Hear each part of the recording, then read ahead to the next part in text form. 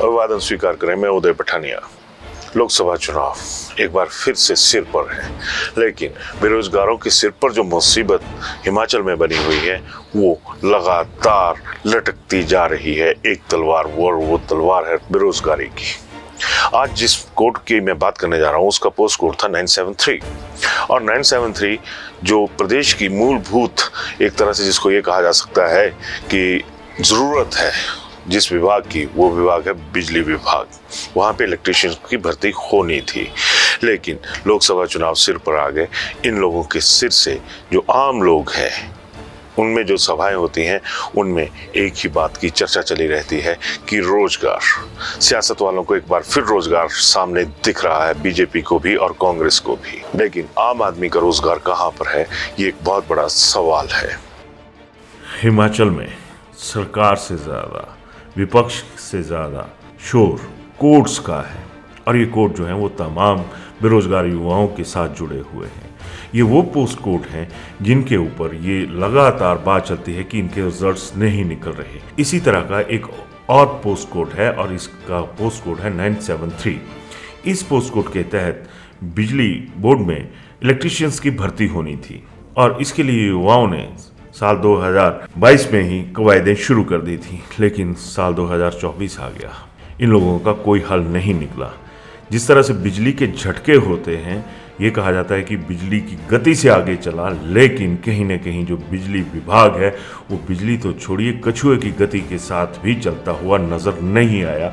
हालांकि बिजली बोर्ड को ऐसी मैन पावर की बहुत ज़रूरत है, खास करके इलेक्ट्रीशियंस की, लेकिन ये पोस्ट कोड 973 भी अब लटक कर रह गया है।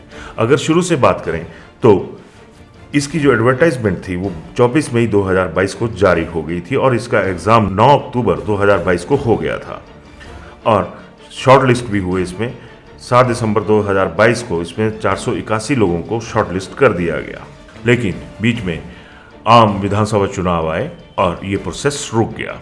सरकार बदली और नई सरकार ने आकर तमाम पुराने जो प्रोसेस थे उन पर ब्रेक लगा दी, ये कहकर कि यहाँ पर कोई ना कोई धांधलियाँ होती रही और सरकार के पास इसके खिलाफ पुख्ता सबूत भी थे।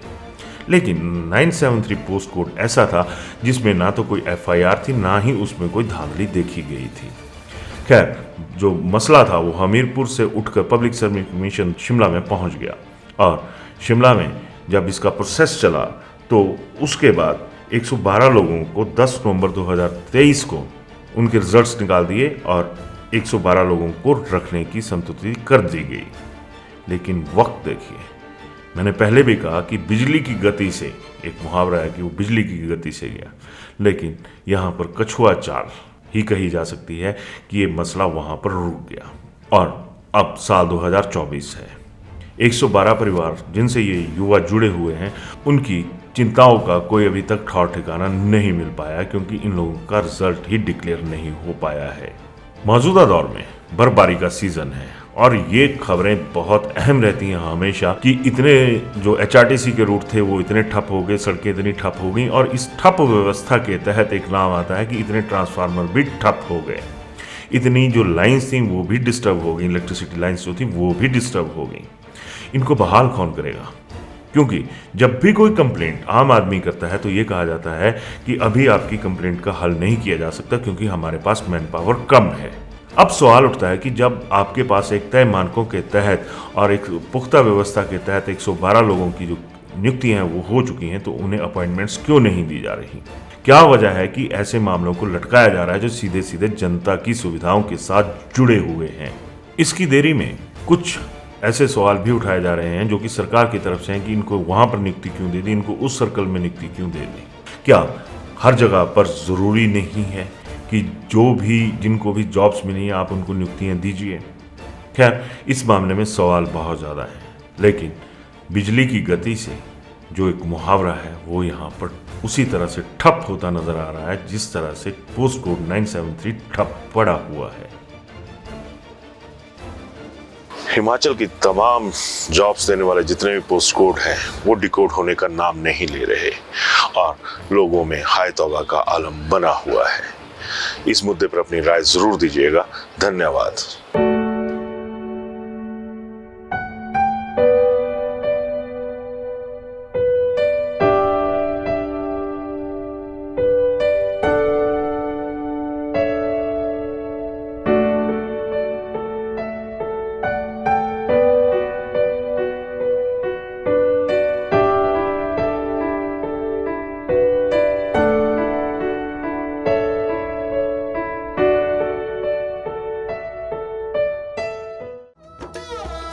शिमला होटल, घर के बाहर घर जैसा अपनापन।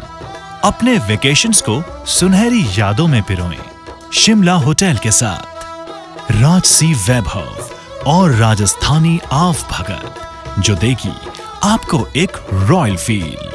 हिमाचल वासियों के लिए जयपुर में ठहरने का अपना hotel, Shimla hotel. Heritage above 1, हवा महल रोड, चांदी की टकसाल, जयपुर।